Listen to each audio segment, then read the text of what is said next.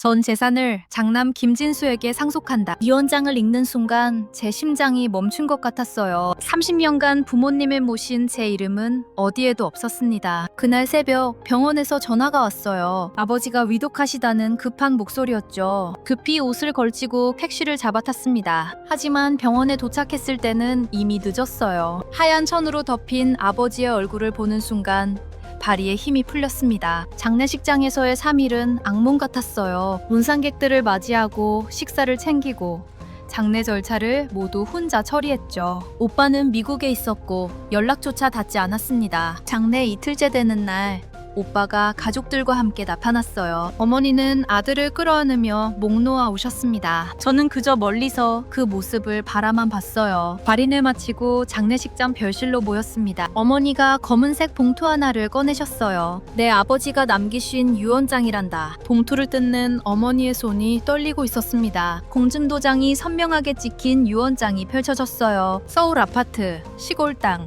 예금 전액, 모든 재산이 오빠 앞으로 되어 있었습니다. 어머니, 이게 무슨 내 아버지 뜻이었어. 아들이 대를 이어야 한다고 하셨지. 오빠는 유언장을 받아들며 고개를 끄덕였어요. 아버지 뜻을 존중해야지. 그의 입가에 번진 미소가 보였습니다. 오빠, 저는요?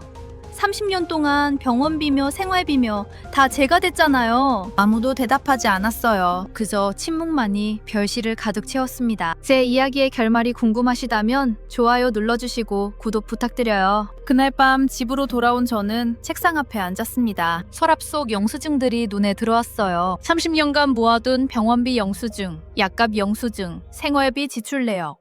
손으로 만지작거리던 종이 뭉치 위로 눈물이 떨어졌습니다. 잠을 이룰 수가 없었어요. 새벽까지 스마트폰으로 이것저것 검색했습니다. 불공평한 상속, 딸도 상속받을 수 있나요? 유언장 무효, 손가락이 아플 정도로 화면을 넘겼죠. 그러다 유류분이라는 단어를 발견했어요. 자녀는 법정 상속분의 절반을 청구할 수 있다는 내용이었습니다. 단, 사망 후 1년 이내에 청구해야 한다고 적혀 있었어요. 심장이 두근거렸습니다. 다음날 회사에 출근했지만 일이 손에 잡히지 않았어요. 점심시간에 격리팀 동료 수진 언니에게 털어놨습니다. 지혜야, 그건 말도 안 돼. 변호사 상담 받아봐. 수진 언니가 지인 변호사 연락처를 문자로 보내줬어요. 그 번호를 보며 한참을 망설였습니다. 정말 가족을 상대로 소송을 해야 하는 걸까요? 퇴근 후 집에 들어서자마자 서랍을 열었어요. 차곡차곡 쌓인 영수증들을 하나씩 꺼냈습니다. 병원비 영수증, 약국 영수증, 장바구니 영수증, 통장 거래 내역도 함께 펼쳐놓았어요. 매달 빠져나간 돈이 한눈에 보였습니다. 스마트폰 카메라로 한 장씩 촬영했어요. 손이 떨려서 몇 번이나 다시 찍어야 했죠. 사진을 PDF 파일로 변환하고 폴더를 만들어 정리했습니다. 증거자료라는 이름을 붙였어요. 그때 어머니한테서 문자가 왔습니다. 진수 오빠가 부동산 중개사 불렀다. 집 시세 알아본대. 손에 들고 있던 휴대폰이 무거워졌어요. 곧바로 어머니께 전화를 걸었습니다. 어머니,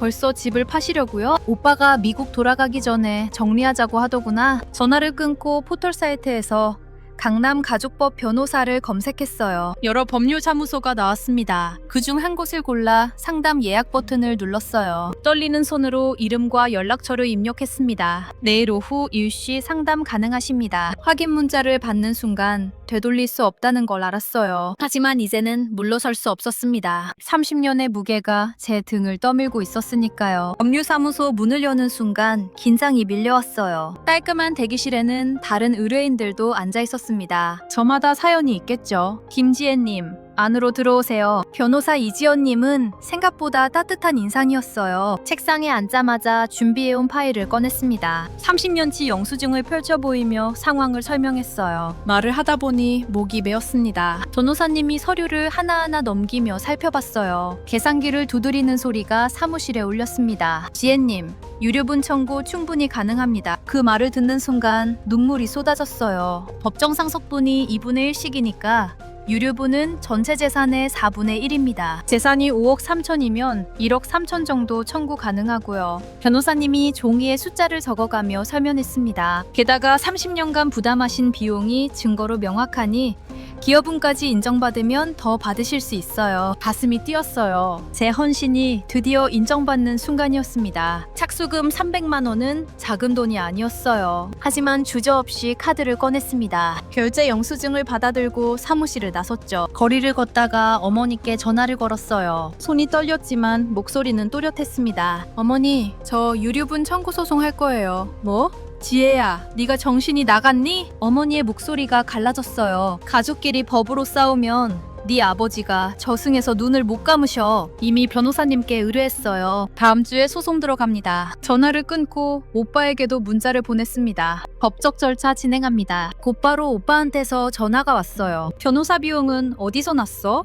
쯔쯔. 그의 비웃음이 귓가에 맴돌았습니다. 알아서 하세요, 오빠. 전화를 끊었어요. 그날 밤 어머니와 오빠가 긴 통화를 했다는 얘기를 나중에 들었습니다. 저를 설득할 방법을 찾고 있었대요. 하지만 이미 제 결심은 단단했습니다. 2주 후 이지연 변호사님으로부터 연락이 왔어요. 가정법원에 소장이 접수되었다는 소식이었습니다. 오빠에게도 소장 부본이 발송됐다고 했죠. 드디어 시작된 거예요. 며칠 뒤 오빠한테서 전화가 왔습니다. 지혜야, 우리 이러지 말고 합의하자. 목소리가 달라져 있었어요. 더 이상 비웃지 않았습니다. 합의는 없어요. 법대로 하는 거예요. 가족이 이래도 되는 거야? 30년 동안 가족이라고 생각 안 하신 분이 이제 와서 가족 타령하시네요. 전화를 끊었어요. 다음날 어머니가 문자를 보내셨습니다. 진수 오빠가 변호사 선임했단다. 큰 로펌이라더구나. 오빠도 본격적으로 대응하기 시작한 거죠. 첫 변론기일이 잡혔습니다. 가정법원 복도는 생각보다 조용했어요. 이지연 변호사님과 함께 법정에 들어섰습니다. 오빠는 양복 입은 남자 변호사와 함께 반대편에 앉아 있었어요. 우리는 눈도 마주치지 않았습니다. 판사님이 들어오시고 재판이 시작됐어요. 조정을 먼저 시도해 보시는 게 어떻겠습니까? 판사님의 제안에 오빠 측 변호사가 고개를 저었습니다. 조정은 어렵습니다. 이지연 변호사님이 준비한 서류를 제출했어요. 30년치 영수증과 통장 내역이 두툼한 파일로 묶여 있었습니다. 피고의 남매인 원고는 30년간 부모님의 생활비와 의료비를 전담했습니다. 연평균 800만 원.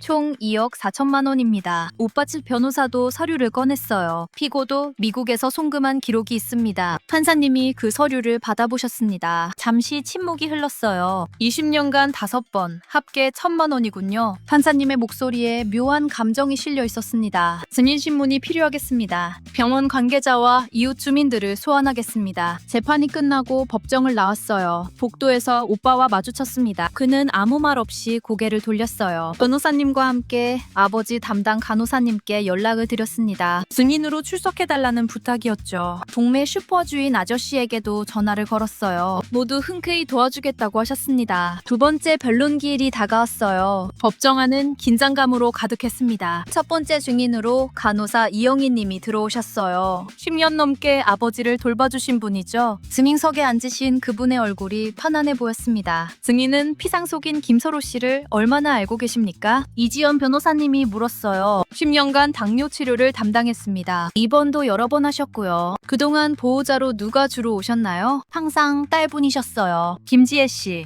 병원비 내시고 약 타가시고 밤에 간병도 하셨죠. 간호사님이 저를 바라보며 말씀하셨어요. 아들분은요? 한 번도 뵌 적 없습니다. 오빠가 자리에서 몸을 움직였어요. 하지만 반박하지는 못했습니다. 두 번째 증인은 동네 슈퍼주인 박상철 아저씨였어요. 30년 넘게 우리 동네에서 가게를 운영하신 분이죠. 김지혜 씨가 어떤 손님이었습니까? 매일 오셨어요. 부모님 드실 반찬거리 사러. 명절 때는 혼자 장바구니 들고 왔다 갔다 하셨죠. 아저씨의 목소리가 떨렸어요. 한 번은 설날에 혼자 준비하시는 거 보고 안타까웠습니다. 아들은 미국에 있다고만 하시더라고요. 세 번째 증인은 회사 동료 수진 언니였습니다. 김지혜 씨가 회사에서 어땠습니까? 야근도 거의 못했어요. 부모님 병원 가야 한다고 회식도 항상 먼저 빠지셨고요. 수진 언니가 잠시 말을 멈췄어요. 승진 기회도 몇 번 있었는데 포기하셨어요. 부모님 모시느라 시간이 없다고. 이지연 변호사님이 카카오톡 대화 내역을 제출했습니다. 오빠가 명절에도 부모님 생신에도 연락하지 않은 기록들이었어요. 화면에 메시지들이 하나씩 나타났습니다. 오빠 측 변호사님이 변호사가 일어났어요. 피고는 미국에서 바쁜 생활을 하며 마음으로 항상 부모님을 생각했습니다. 판사님이 서류를 내려놓으셨어요. 실질적 기여와 헌신은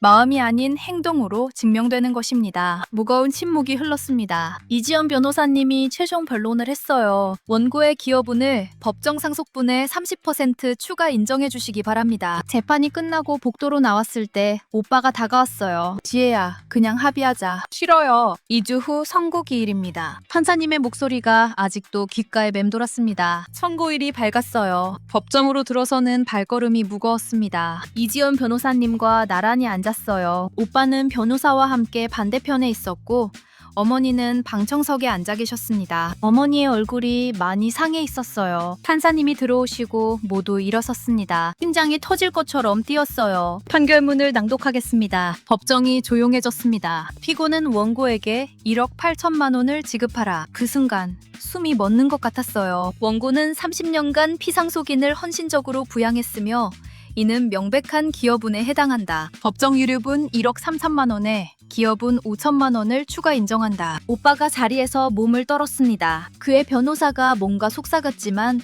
오빠는 고개를 저었어요. 상소를 포기한 거죠. 재판이 끝나고 복도로 나왔습니다. 어머니가 저를 붙잡았어요. 지혜야, 미안하다. 우리가 잘못했어. 눈물이 흘러내리는 어머니를 보며 가슴이 아팠습니다. 하지만 발걸음을 멈출 수는 없었어요. 이미 늦었어요, 어머니. 어머니의 손을 뿌리치고 걸었습니다. 법률사무소로 돌아와 이지연 변호사님과 마주 앉았어요. 축하드립니다, 지혜님. 판결이 확정되면 바로 재산분할 집행 들어갑니다. 진심 어린 변호사님의 미소가 따뜻했습니다. 그날 저녁 어머니한테서 문자가 왔어요. 진수가 집 팔아야 한단다. 미국 돌아간대. 오빠는 어머니께 집을 처분하라는 말만 남기고 떠날 준비를 했습니다. 어머니가 전화로 항의했지만 소용없었대요. 제가 뭘 어떻게 해요. 법원 판결인데. 오빠의 차가운 목소리가 들렸다고 했습니다. 며칠 후 어머니가 다시 연락하셨어요. 진수가 비행기표 끊었단다. 다음 주에 떠난대. 어머니의 목소리에서 원망이 느껴졌습니다. 이제야 아들의 진짜 모습을 보신 거예요. 창밖을 바라봤습니다. 30년 만에 제 권리를 찾았어요. 가슴이 뻥 뚫린 것 같았습니다. 이 영상이 도움이 되셨다면 구독과 좋아요 부탁드려요. 판결이 확정되고 한 달이 지났어요. 어머니의 아파트가 4억 5천만 원에 팔렸다는 소식을 들었습니다. 법원 집행을 통해 제 계좌로 1억 8천만 원이 입금됐어요. 통장 잔액을 확인하는 순간 눈물이 났습니다. 30년의 무게가 숫자로 돌아온 거죠. 어머니는 나머지 돈으로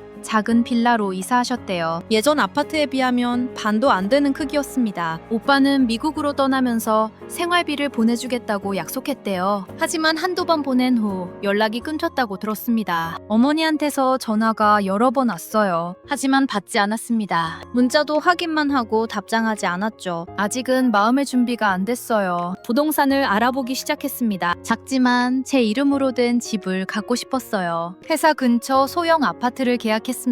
8천만 원짜리 작은 집이었지만 제겐 궁전 같았어요. 남은 돈은 노후 연금에 가입했습니다. 은행 직원이 상품을 친절히 설명해줬어요. 매달 일정 금액을 받을 수 있는 연금이었습니다. 이제야 제 노후를 준비하는 거죠. 회사에서 팀장님이 저를 부르셨어요. 지혜씨, 승진 제안 들어왔어요. 귀를 의심했습니다. 과장으로 올라가는 거예요. 축하해요. 그동안 포기했던 승진이 드디어 찾아온 거예요. 가슴이 벅차올랐습니다. 감사합니다. 열심히 하겠습니다. 새로운 명함을 받아들고 책상으로 돌아왔어요. 김지혜 과장이라는 글자가 선명했습니다. 저녁에 이지연 변호사님과 식사 약속이 있었어요. 조용한 한정식 집에서 마주 앉았습니다. 변호사님, 정말 감사드려요. 선생님 덕분에 제 권리를 찾았어요. 지혜님의 용기 덕분이에요. 쉽지 않은 결정이었잖아요. 변호사님이 따뜻하게 웃으셨어요. 이번 판례가 좋은 선례가 될 거예요. 비슷한 처지의 많은 딸들에게 희망이 되겠죠? 그 말을 듣는 순간 가슴이 뜨거워졌습니다. 제 싸움이 다른 누군가에게 힘이 될 수 있다니요. 집으로 돌아오는 길 하늘을 올려다봤어요. 별이 유난히 밝게 빛나고 있었습니다. 이제 원망은 내려놓기로 했어요. 제 미래에 집중할 시간이니까요. 1년이 흘렀습니다.